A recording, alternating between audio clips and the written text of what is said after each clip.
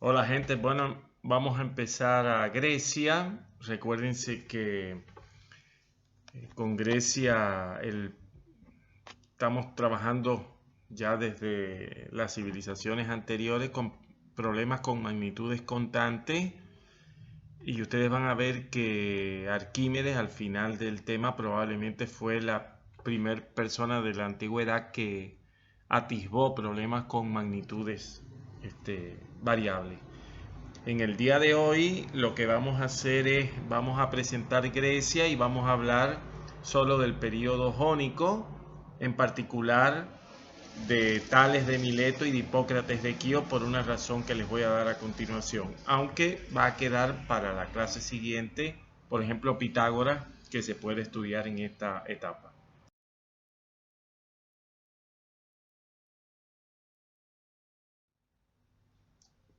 Bueno, en realidad el periodo jónico debe su nombre a que tuvo su desarrollo más importante acá en el Asia Menor, que se llama Jonia, o recibió el nombre de Jonia por los griegos, con todas estas ciudades, que por supuesto tiene griegos, en particular Mileto, que nos vamos a ocupar de ello. En realidad, si bien hay algunas cosas que no están claras, bueno, hemos visto en varias ocasiones que hay muchas lagunas en la prehistoria o en la historia en sí misma. El origen de la civilización griega se ubica en Creta, esta isla que está acá abajo, con múltiples vínculos con la mitología que uno conoce, el Minotauro, el rey Midas, que todo lo que tocaba lo convertía en oro, en fin, eh, Ariadna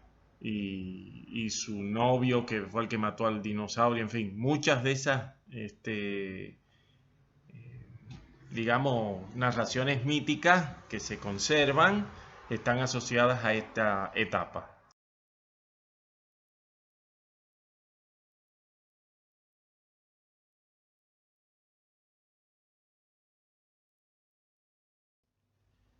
Esta es la periodización que vamos a usar para estudiar las matemáticas griegas. Recuérdense que está el libro Elementos para una historia de las matemáticas griegas, que yo incluso le voy a pasar el link aquí mismo en estas filminas, que le pueden servir a ustedes para complementar este tipo de cosas. Bien, nos vamos a ocupar del periodo jónico. La segunda clase vamos a vincular el ateniense y el helenístico, o el periodo helénico, como también se le llama, y helenístico, el tercero, y el cuarto vamos a cerrar con el periodo greco-latino o de la decadencia.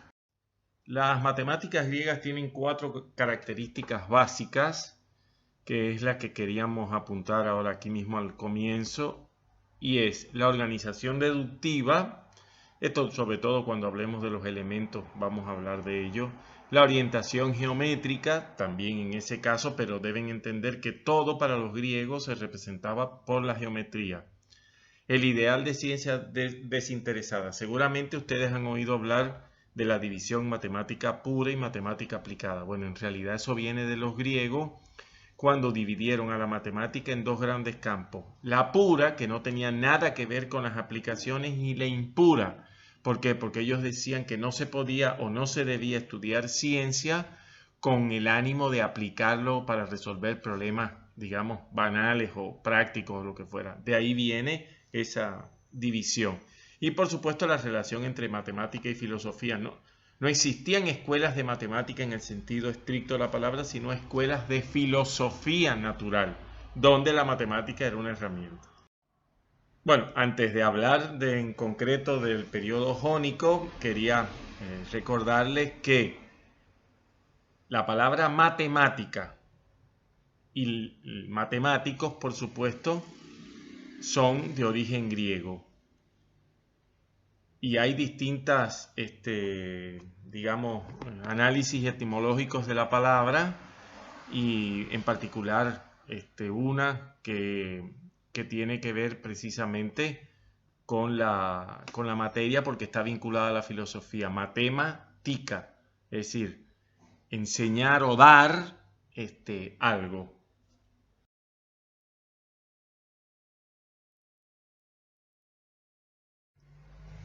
Bueno, en realidad la etapa esta jónica que queríamos ver está centrada o está acotada esta primera parte, porque en realidad les dije que Pitágoras eso quedaba para la clase siguiente.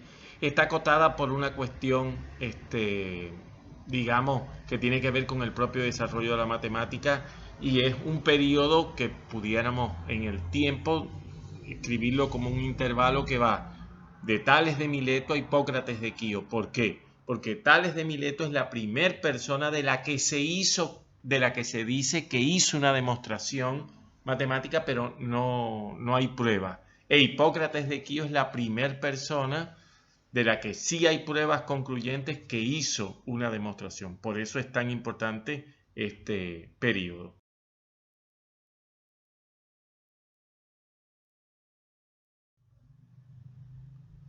Bueno, Tales de Mileto, que uno de los grandes 7 sabios, o el primero de los grandes 7 sabios, de hecho, cuando vean el libro que les comenté de la historia de las matemáticas griegas, verán que en todas las listas aparece Tales, aunque en realidad no fueron 7 a lo largo de la historia, sino que fueron 21 o 22, cosas que ustedes pueden corroborar ahí. Bueno, se cuenta que estando en Egipto, el faraón le pidió que calculara la altura de la montaña sin necesidad de subir a la montaña, obviamente.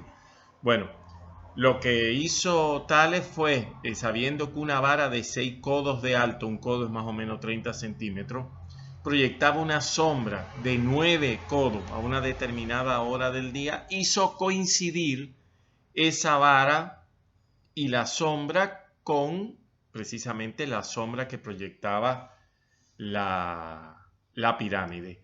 Con lo cual, por una simple razonamiento de semejanza de triángulo o proporcionalidad, como quieran decir, obtuvo que la altura de la pirámide eran 480 codos. Bueno, Hipócrates de Quío, como les había comentado, es precisamente la persona de la que se tienen pruebas de que hizo una demostración y es precisamente la cuadratura de la lúnula la que nosotros vamos a presentar ahora a continuación. Debo decirle que lúnula es una región limitada por arcos de circunferencia. Por ejemplo, esta azul AEBF es una lúnula, ¿verdad? Bueno, vamos a ver que efectivamente qué significa cuadrar, calcular el área en términos de las figuras elementales de la época, en este caso de un cuadrado. Bueno, ¿qué es lo que tenemos acá como datos que fue con lo que procedió Hipócrates de Quío? Quiero calcular el área de esta luna llamada 1 y sé que ACB es un semicírculo con centro en M, AEC es un semicírculo con centro en N y CBF es un semicírculo con centro en O. Y yo sé que AC es igual a CB por ser los lados de este triángulo isósceles que está inscrito en la circunferencia, ¿verdad? Que AB, el lado que está acá dibujado, la base o el diámetro, es igual a AC al cuadrado más CB al cuadrado. ¿Por qué? Porque recuérdense que es a su vez la hipotenusa de este triángulo rectángulo. Pero como AC es igual a CB, en definitiva, el diámetro, o sea, la hipotenusa es 2 veces AC. Hay un resultado que dice que las áreas de dos círculos, de dos semicírculos, es lo mismo, están en la misma proporción como lo están sus radios al cuadrado, con lo cual el área y nos dimos cuenta que la proporción entre AB al cuadrado y AC al cuadrado es 2, basta con dividir. Por lo tanto, el área del semicírculo completo es al área del semicírculo superior izquierdo, como lo es sus radios al cuadrado, según lo que les acabo de decir, y es 2. Dicho de otra manera, el área del semicírculo es 2 veces el área de este semicírculo más pequeño.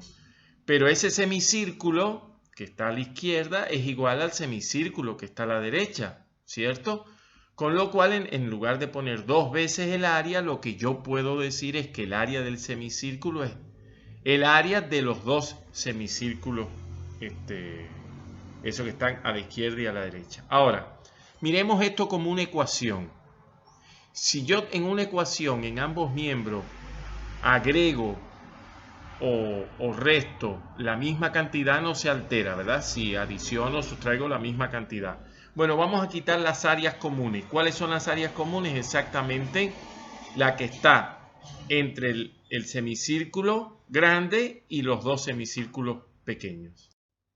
Fíjense que cuando quito las áreas comunes, lo que me está quedando es, por un lado, las dos lúnulas, que llamamos una y la dos, que son iguales por lo que vimos, y por otro lado, este triángulo que quedó aquí debajo.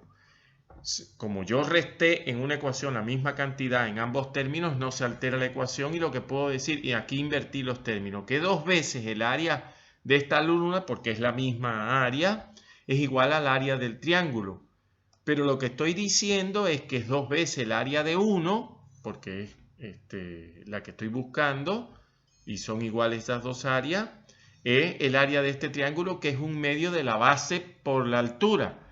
Pero les recuerdo que la base es AC y la altura es CB, pero son iguales porque son un triángulo isósceles, con lo cual me queda AC por AC y me queda A al cuadrado. Despejando, este 2 que está multiplicando en el miembro izquierdo pasa dividiendo, pero eso es 4, con lo cual lo puedo meter dentro de este paréntesis y me queda que el área de la lúnula es AC sobre 2 al cuadrado. Dicho de otra manera, es el área de un cuadrado del lado AC sobre 2, como está representado ahí.